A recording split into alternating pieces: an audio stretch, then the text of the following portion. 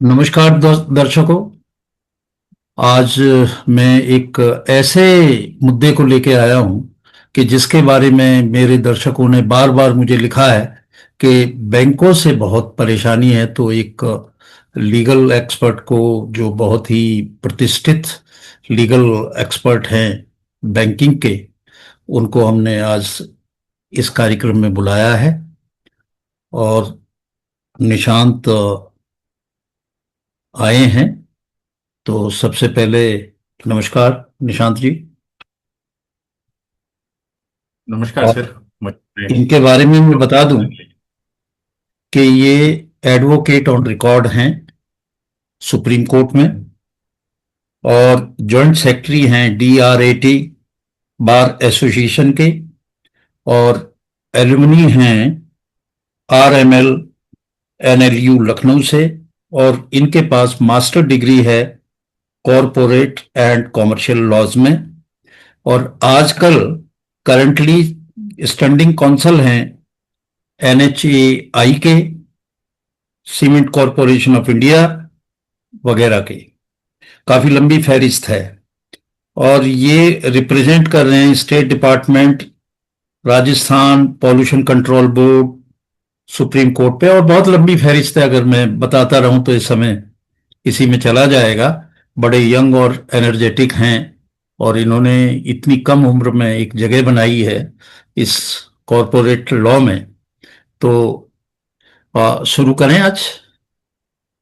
बिल्कुल सर। पहले तो मैं आपका धन्यवाद करता हूं सर, मुझे अपने शो पर बुलाने के लिए। और मैं आपकी वीडियोस देखता भी रहता हूं, बड़ा अच्छा लगता है। आप जिस तरीके से रीसेंट इश्यूज और को एड्रेस करते हैं, उनको उठाते हैं।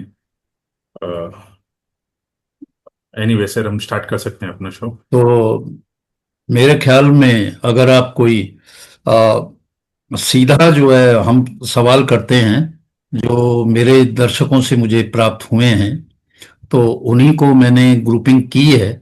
और उन्हीं सवालों को सीधा पूछते हैं जो जनता से कंसर्न रखते हैं। जनता जिन सवालों की वजह से, जिन प्रॉब्लम्स की वजह से दिक्कत में है, समस्या में है, प्रॉब्लम्स है।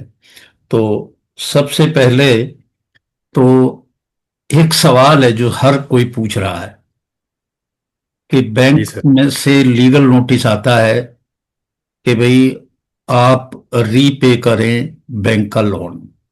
उसको देख के ऐसे घबरा जाते हैं कि मेरा घर भी चला जाएगा, मेरा ये भी चला जाएगा, वो भी चला जाएगा, जेल हो जाएगी, पता नहीं क्या क्या आदमी सोचता है उस नोटिस को देखते ही। तो जरा इस नोटिस की हैसियत, और ये भी बताएं कि इसमें क्या स्टेप लेने चाहिए। लीगल जो नोटिस एक व्यक्ति को प्राप्त होता है जिसको, जो लोन किसी वजह से नहीं दे पाया, कोई किस्त टूट गई या कुछ ऐसा हुआ है। नहीं नहीं सर, आप बिल्कुल सही कह रहे हैं। बड़ा ही संजीदा मुद्दा है ये कि लोगों को रेगुलरली नोटिसेस आते हैं, लोगों को रेगुलरली कॉल्स आते हैं बैंक से whenever they take a loan from a bank and then they default. अगर आप डिफॉल्ट करते हैं, only in those cases banks आपको नोटिसेस भेजते हैं। अगर अदरवाइज वो लोग लीगल नोटिस भेजते हैं irrespective of your loan for any other reason, I think all those notices are bad in law. मतलब उनको तो one can challenge before the high court in a writ petition, और one can challenge it before other forums also. Be that as it may sir, अगर आप देखेंगे तो notices generally हमारे पास जो आते हैं, दो तीन तरीके के नोटिसेस होते हैं जो बैंक इशू करता है। पहला और नोटिस वो होता है जिसमें कि बैंक आपको कहता है that now you are defaulting on your EMIs, तो आप अपनी ईएमआईज पे करें, otherwise will be forced to take action. In those cases generally as a borrower या a borrower who is under stress, generally stress factors होते हैं, बहुत सारे फैमिलीज इमरजेंसीज होती हैं, या कोविड पैंडेमिक हो गया एक हमारे साथ, हम लोगों ने फेस किया बड़ा डिफिकल्ट पीरियड। आप बाकी देखते हैं कि मेडिकल कंडीशंस या फाइनेंशियल प्रॉब्लम्स किसी एक सेक्टर को, जैसे अगर अब आप आज की डेट में लें, यूएस टैरिफ जो आप हमारे एक्सपोर्टर्स के ऊपर लगा है, तो उसमें भी लोगों के बिजनेसेस पे इम्पैक्ट आता है। तो उन सब में जब आपके पास नोटिस आता है, तो फर्स्ट थिंग जब आपको रेगुलराइज करने के लिए बोलते हैं अपने अकाउंट को, that you don't please don't default on your EMIs and please regularise your account. तो उन केसेस में आपके पास ज्यादा ऑप्शंस नहीं रह जाते हैं। You the only options that are available to you is that you arrange for funds and you have to ultimately settle that amount. अगर 100 रुपीज का आपका डिफॉल्ट अमाउंट है तो आप बैंक को अप्रोच करें immediately, visit their branch, visit their zonal branch, visit their head office, and immediately call upon them to say कि भाई मुझे I understand there is a due of 100 rupees and I can settle it for 80 rupees, 90 rupees. And most of the cases banks की annual policies आती हैं for settlement. अच्छा अच्छा। Bank की, हाँ, बैंक की कुछ पॉलिसीज होती हैं, different banks have different policies for settlement. I am not talking about NBFCs, NBFCs वगैरह की नहीं आती। I am talking about public sector banks like state bank of India, like bank of Maharashtra, like Allahabad bank, जो भी और other banks हैं, उनकी सबकी पॉलिसीज आती हैं ईयरली, जिसमें वो कहते हैं कि ठीक है भाई, we understand there are borrowers under stress and उनके पैरामीटर्स होते हैं, अगर आप उन पैरामीटर्स में फॉलो करते हैं तो आप सेटल कर सकते हैं। तो आप उनको अप्रोच करें सेटलमेंट के लिए। बाकी अगर आप तब नहीं, भी आप उनके एक एक पैसे नहीं दे। सेकंड, एक सेकंड। तो जितना उसके ऊपर उन्होंने दिखाया है कि इतना अमाउंट उसको पे करना है, तो जो आपने बताया कि एक स्कीम भी आती हैं और उस स्कीम में वो अगर वो कन्विंसिंग रीजन है तो वो अमाउंट को घटा भी देते हैं। 100 रुपया है तो 60 पे, 70 पे, 80 पे कुछ सेटलमेंट हो जाता है। ये संभव है, पर ये पब्लिक सेक्टर बैंक जो हैं वो ही करेंगे। दूसरे प्राइवेट बैंकों के बारे में ऐसा शायद। बैंक्स, यस, प्राइवेट बैंक्स को मैंडेट, मतलब उनको पॉलिसी निकालने की जरूरत नहीं है, वो तो क्योंकि उनका खुद का पैसा है, तो वो चाहे तो आपको 100 रुपए की जगह 10 रुपए भी ले सकते हैं। But as far as public sector banks are concern, they can't do it, they can't reduce it because of public money, they are custodians of public money. So whenever they are dealing with public money, तो उनको उतना ही सचेत रहना पड़ता है कि नहीं, हमें हमें इस तरीके से हम डील कर सकते हैं। तो देर आर बोर्ड अप्रूव्ड बैंक, जो बोर्ड ऑफ डायरेक्टर्स होते हैं, बोर्ड अप्रूव्ड पॉलिसीज होती हैं जिनको इंप्लीमेंट करते हैं हम लोग। तो ये एक एंगल हो गया। अगर आप उस नोटिस के बावजूद, अगर if you don't approach the bank and settle the amount, in that eventuality वो पहले आपको एक नोटिस देते हैं। I can also get into technicalities, but मैं बहुत वेगली बता देता हूँ। एक 13(2) सारफेसी के अंडर, सारफेसी एक्ट एक बनाया था गवर्नमेंट ऑफ इंडिया ने। सो इनिशियली 1993 में there was this act called RDDBFI act, which is today called as recovery of debts due to which was initially called as recovery of debts due to banks and financial institutions act of 1993, which is today called as recovery of debts of 1993 act। तो उसमें banks को कभी भी जब अपना पैसा recover करना होता था तो they would always approach DRT, DRT is date recovery tribunal. तो उनके खिलाफ, बोरोवर्स के खिलाफ, वो अपना ओए फाइल करते थे, original application seeking recovery of amount. Now government started to face these issues because ये मैटर्स बहुत दिनों तक पेंडिंग रहते थे, पब्लिक मनी ब्लॉक्ड हो जाती थी बोरोवर्स के पास। तो all of those things were happening in 2002। The government came up with the idea saying that we should have an act called SARFAESI act. SARFAESI act के provisions के under bank can independently take action against the borrower by issuing notice under 13(2), 13(4), section 13(2) and 13(4), और banks position ले सकते हैं। तो जहां, जो हम पुरानी बात पे वापस आऊं, तो जब उन्होंने आपको एक नोटिस दिया फॉर रेगुलराइजेशन कि आप प्लीज ईएमआई पे करिए, नहीं करिए, मतलब आप नहीं कर रहे हैं, आप कीजिए। अगर वो आप तब भी नहीं करते हो, bank in that case issues a 13(2) notice, section 13 sub clause 2 under SARFAESI act का notice, saying you please make the payments within 60 days therefrom. तो 60 days के अंदर आपको पेमेंट करनी होती है। आप 60 डेज के अंडर आप उनको एक सेक्शन 13(3)(a) का आप नोटिस वापस रिप्लाई कर सकते हैं। You can tell them XYZ reasons why you have not been able to पे।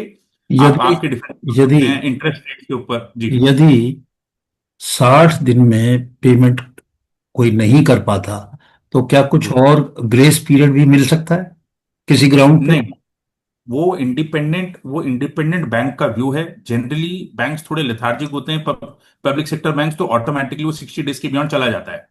वो 90 डेज में, 100 डेज में, 150 डेज में वो एक्शन लेते हैं।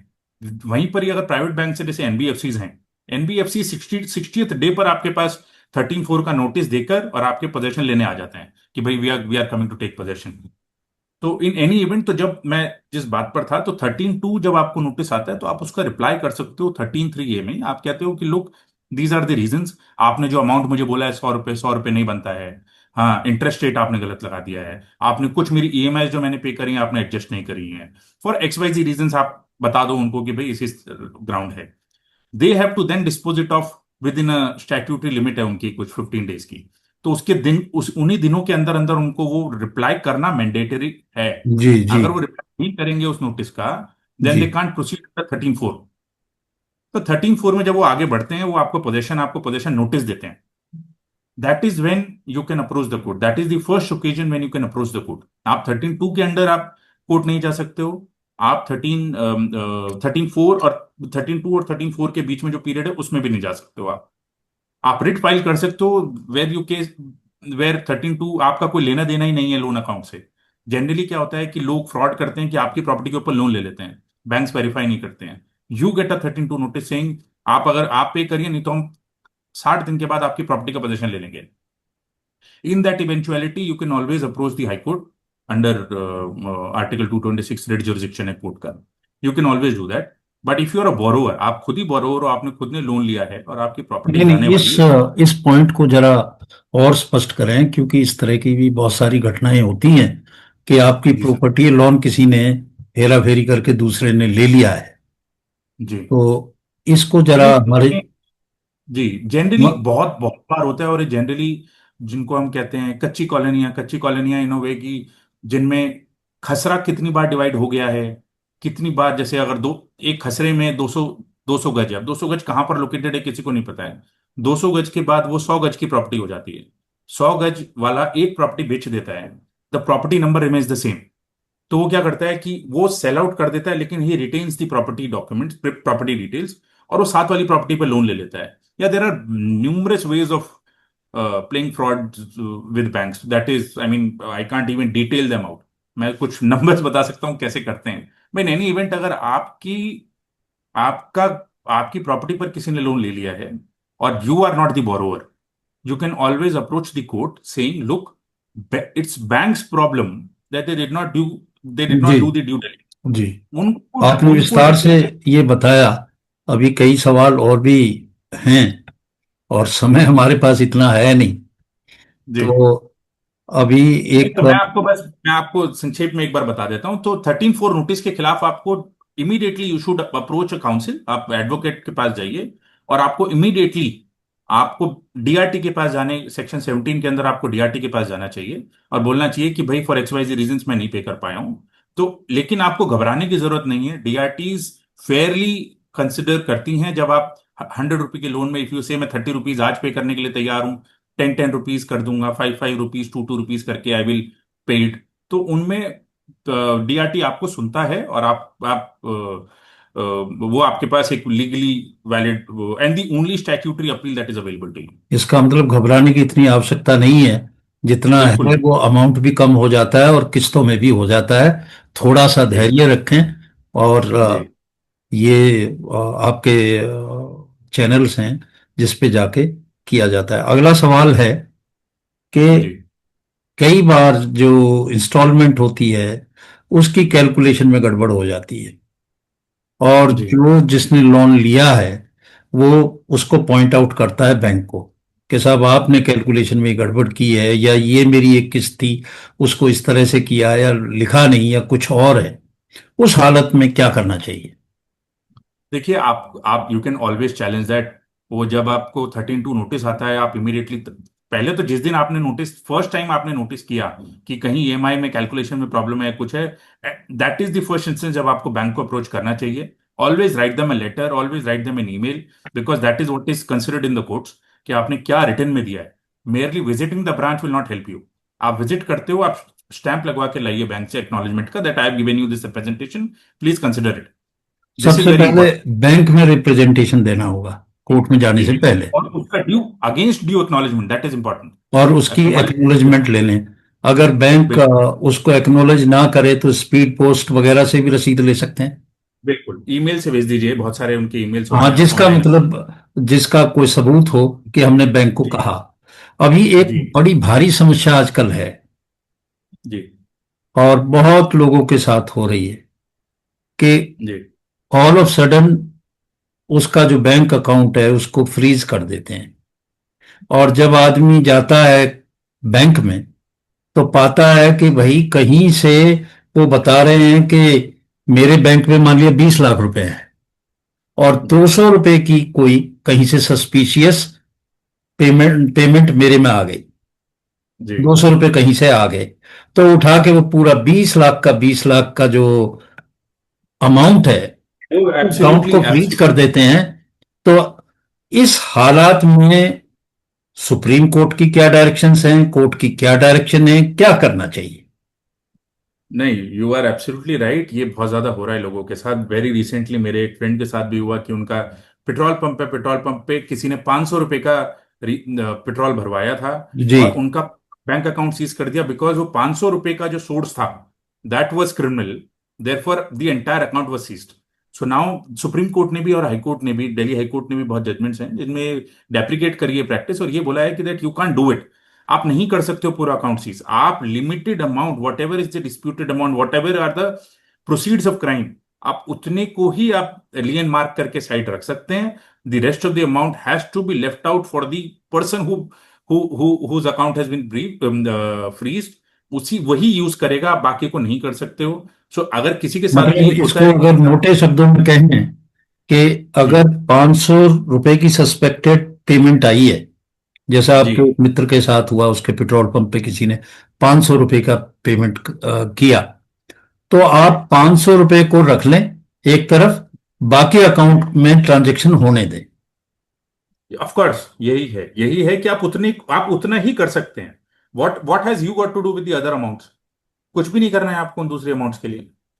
तो आप जितना डिस्प्यूटेड है आप उतने को ही कर सकते हैं, बाकी को नहीं।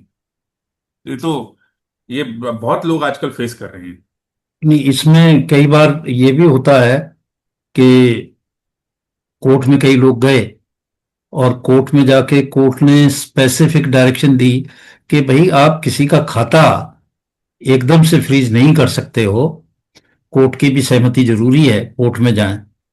ऑफ और कोर्स। तो वो लोग जनरली ना जो कोर्ट से ऑर्डर्स ले भी लेते हैं, पुलिस जो इन्वेस्टिगेटिंग अथॉरिटीज होती हैं, ये कोर्ट से जनरली ऑर्डर ले भी लेती हैं, और उनको गुमराह करते हुए कि हाँ जी इतना अमाउंट था, इतना एक बहुत लंबी लिस्ट दे देते हैं उनको, और कहते हैं जी इन अकाउंट्स को फ्रीज करना है या लियन करना है।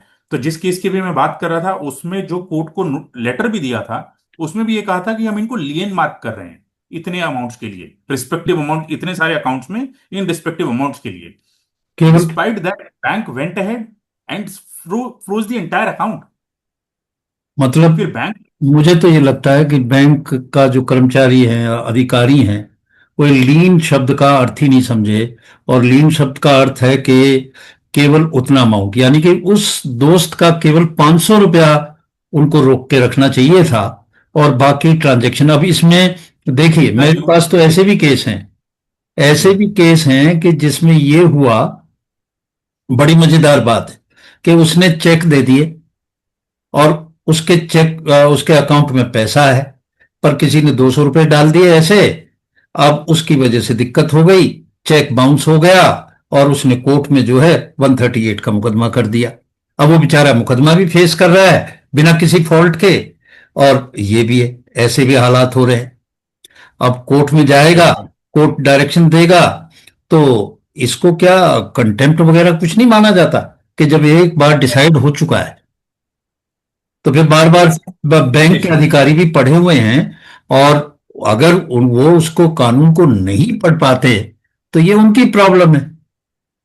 वाई एन अकाउंट कंटेम्प्ट तो होल्डर नहीं शुड होगा, सफर लेकिन फॉर हाँ, that. You can always initiate action against the bank, saying that you deprived me of using my own funds for limited period. तो अच्छा, ये आप एक कॉम्पिटिशन वगैरह मांगते हैं समय तो समय कंटेम्प्ट। भागता जा रहा है और बहुत जी थोड़ा जी समय बचा है, तो आखिरी सवाल मैं आपसे जी पूछ रहा हूं कि जी सर। अगर किसी का बैंक अकाउंट, आजकल कंप्यूटर का बहुत, आईटी का बड़ा जमाना है, हैक हो जाता है, वो जी बैठा अपने घर पे और हैक हो गया है, बैंक के पास जाता है, बैंक भी कॉपरेट नहीं करता है, जी ऐसी सूरत में जी। क्या करे बैंक? तो भाई custodian of the account is bank. वो जो नहीं कंप्यूटर, इसमें जो मेरे। जो जो सर्वर है, उसका ओनर जो है वो बैंक है। जी। अब ना तो वो नहीं चोरी की रपट कहीं और करा सकता, एक, वो भी बैंक ही करेगा अगर उसका सर्वर कंप्रोमाइज हुआ है, तो ना तो जी अकाउंट होल्डर जो है पुलिस के पास जा सकता, ना इधर। ऐसे में क्या करे? सर ऐसे में इमीडिएटली पहले तो वही कि आपको अपने, you have to inform your bank immediately, by email, by letter, by visiting, whatever is the mode of your communication. One, two, आपको आरबीआई का अपनी वेबसाइट पर, मतलब आरबीआई ओम्बुड्समैन है, तो आपको आरबीआई की वेबसाइट पे you can go and lodge a complaint, आप ट्रैक भी कर सकते हैं।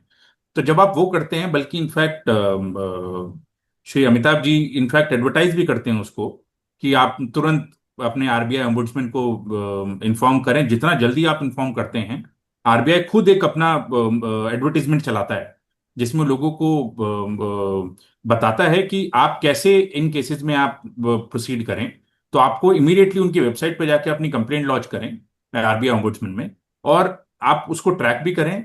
That way is the only way आप अपना पैसा सिक्योर कर सकते हैं। वन, टू, पुलिस अथॉरिटीज को भी आप इमीडिएटली बताइए, बिकॉज पुलिस अथॉरिटीज फिर उन उन जितने ट्रांजैक्शंस को वो रोक सकते हैं, क्योंकि वो इतना क्विकली होता है कि आपके अकाउंट से 10 लाख रुपए निकले तो वो 10 लाख रुपए एक अकाउंट में जाते हैं, और उसके बाद वो हजार हजार हजार रुपए में, या 500 500 या 30 30 रुपए करके वो ट्रांसफर होते हैं न्यूमरस अकाउंट्स। जी। फिर वो उसको ट्रैक करना मुश्किल हो जाता है। तो इमीडिएटली आपको पुलिस को भी इन्फॉर्म करना चाहिए, बैंक को इन्फॉर्म करना चाहिए, एंड मोस्ट इंपॉर्टेंटली आपको आरबीआई ombudsman को भी इन्फॉर्म करना चाहिए। बिल्कुल, आपने काफी अच्छी अच्छी बातें बताई और काफी डाउट्स जो है क्लियर किए। और जी। मैं उम्मीद करता हूं कि एक ये ऐसा एरिया है आजकल डिजिटल ट्रांजैक्शन के युग में कि नहीं हर सर, हमें इसमें उसके बहुत सचेत जितनी रहना सुविधा चाहिए। बढ़ी है उतनी समस्या भी बढ़ी है।